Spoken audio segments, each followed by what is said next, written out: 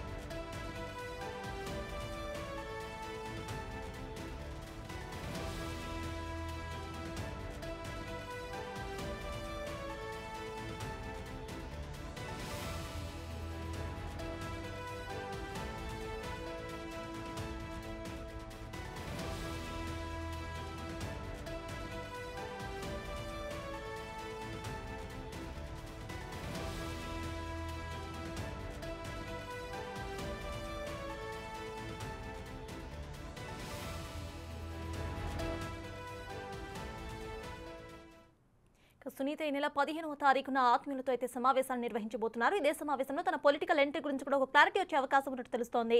ఇదే విషయంపై పూర్తి డీటెయిల్స్ మా ప్రతినిధి మధు అందిస్తారు. మధు, చెప్పండి, ఈ సమావేశంలో తన రాజకీయ ఎంట్రీ మీద కూడా ఒక క్లారిటీ వచ్చే అవకాశం ఉన్నట్టు తెలుస్తోంది. సో ప్రెజెంట్ దీనిపై మీ దగ్గర ఉన్న అప్డేట్స్ ఏంటి?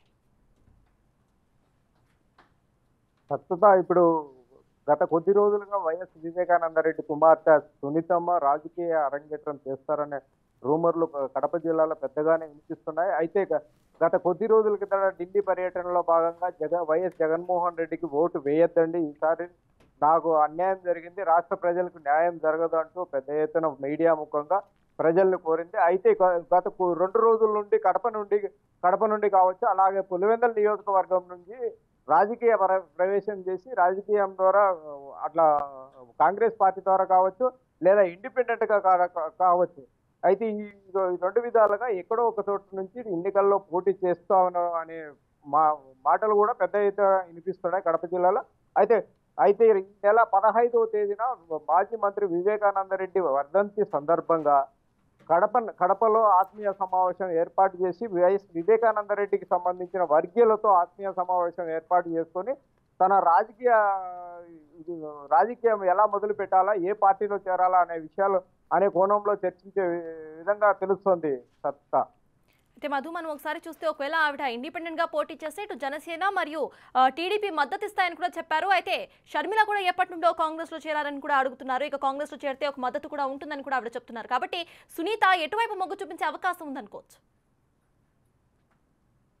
అయితే గత కొద్ది రోజుల కిందట కాంగ్రెస్ పార్టీ పగ్గాలు చేపట్టిన వైఎస్ షర్మిలమ్మ అక్కడి నుంచి కాంగ్రెస్ పార్టీలో చేరిన వెంటనే సునీతమ్మ వెళ్లి ఇడుపులపాయలో షర్మిలతో గంట పాటు చర్చించిన మనం చూసినంటే, కాకపోతే అప్పుడు కాంగ్రెస్ పార్టీలో చేరుతామని పెద్దగా మాటలు వినిపించినప్పటికీ గత కొద్ది రోజులుగా అక్క చెల్లెలు ఇరువురు కామ్గా ఉండడంపై జిల్లా వాసులు కొద్దిగా అసహనం వ్యక్తం చేసినట్లు తెలుస్తుంది. అయితే గత కొద్ది రోజుల క్రిందట మాజీ మంత్రి వివేకానందరెడ్డి భార్య సౌభాగ్యమ్మ తెలుగుదేశం పార్టీలో చేరతారు. తెలుగుదేశం పార్టీలో చేరిన తర్వాత పులివెందుల నియోజకవర్గం నుంచి కావచ్చు లేదా కడప పార్లమెంటు నుంచి కావచ్చు పోటీ చేసే అవకాశాలు పెద్దగా ఉన్నాయని చెప్పే విధంగా పెద్ద ఎత్తున టాక్ నడిచింది సత్యత.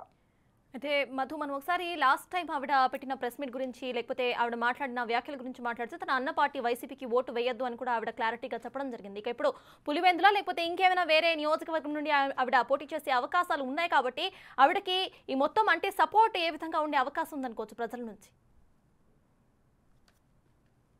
సజిత 2019 సంవత్సరంలో తన తండ్రి మాజీ మంత్రి వివేకానంద రెడ్డి హత్య జరిగినప్పటి నుంచి ఇప్పటి వరకు 5 సంవత్సరాలు గడుస్తున్నప్పటికీ కూడా తనకు ఎటువంటి న్యాయం జరగలేదు. అయితే నాకు స్వయాన నా అన్న అయిన జగన్మోహన్ రెడ్డి సీఎంగా ఉన్నప్పటికీ నాకు న్యాయం జరగలేదు. ఇందువల్లనే రాష్ట్ర ప్రజలకు ఎటువంటి న్యాయం జరగదు. ఈసారి 2024 ఎలక్షన్లలో వైఎస్ జగన్మోహన్ రెడ్డికి రాష్ట్ర ప్రజలు ఎవరే కానీ ఓటు వేయొద్దండి అని చెప్పి ప్రత్యక్షంగానే మీడియా ముఖంగా ఆమె పేరు సునీతమ్మ గారు పేర్కొన్నారు. అయితే సునీతమ్మ ఒకవేళ ఇండిపెండెంట్ గా కావచ్చు లేదా వేరే ఇతరితర పార్టీల్లో కావచ్చు, ఒకవేళ పోటీ చేయాలనుకుంటే పులివెందుల నియోజకవర్గం నుంచి అయినా చేస్తారు, లేదా కడప నియోజకవర్గం నుంచి అయినా చేసే అవకాశాలు ఎక్కువగా ఉన్నాయి. సత్యత. Right, thank you Madhu.